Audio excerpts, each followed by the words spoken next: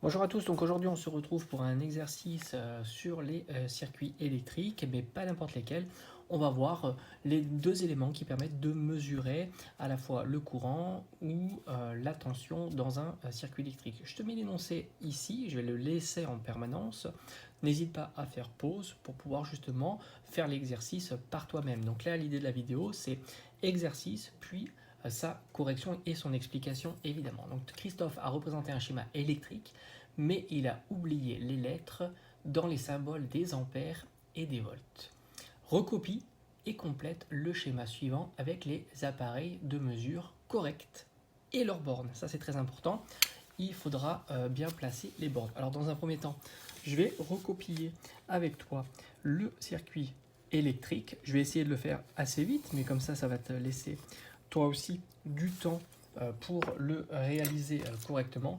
Je vais prendre un crayon un peu plus, qui marque un petit peu plus. Voilà. Toujours très important avec la règle. Donc ici, on aura un premier appareil de mesure. Évidemment, je vais t'expliquer pas à pas tout ce qu'il faudra réaliser et à quoi correspondent les différents éléments. Alors, dans le circuit, nous avons ici une ampoule ou une lampe, symbolisée par ce symbole normalisé.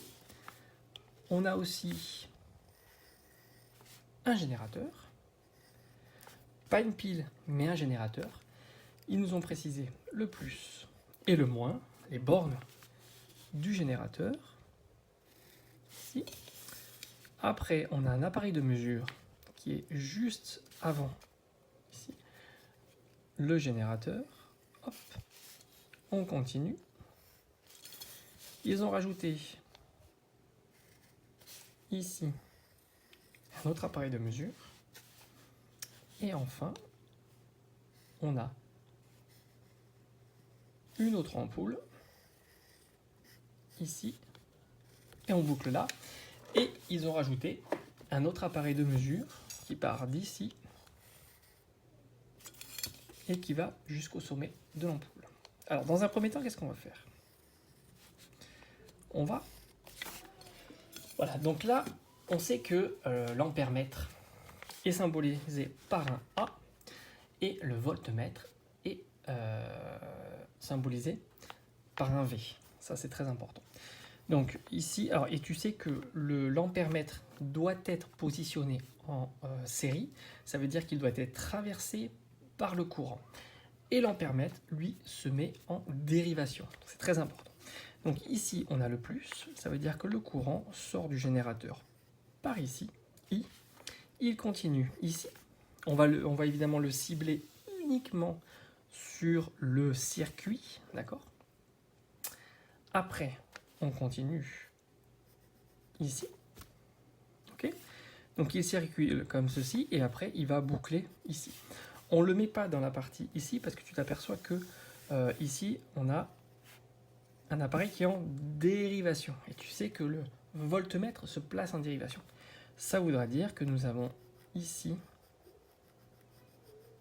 le voltmètre. Ok? Ici, c'est le voltmètre. Ici, on est aussi en dérivation puisque tu as un nœud ici de part et d'autre.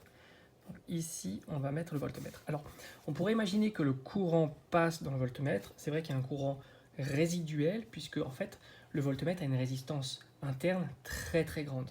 Ce qui fait que le courant qui passe ici est quasiment nul. Mais il existe pour faire la mesure, évidemment, mais il est quasiment nul. Ok? Donc ça, c'est très important. Après, par la suite, donc, on va appliquer, ici, on aura un ampèremètre, et ici, on aura un ampèremètre. Ok. Maintenant, nous avons le sens du courant qui va du plus vers le moins. Donc la borne plus de l'ampèremètre est ici, la borne moins de l'ampèremètre est ici. De la même manière, la borne plus de l'ampèremètre est ici, la borne moins de l'ampèremètre est ici. Le courant passe par la borne plus et sort par la borne moins. Ok? Alors on aurait pu mettre aussi à la place du moins le com, c'est pareil. Et enfin maintenant pour le voltmètre, donc ici on a la tension, qui est appliqué avec le plus ici, le moins ici. Par conséquent, tu as ici le plus, ici le commun.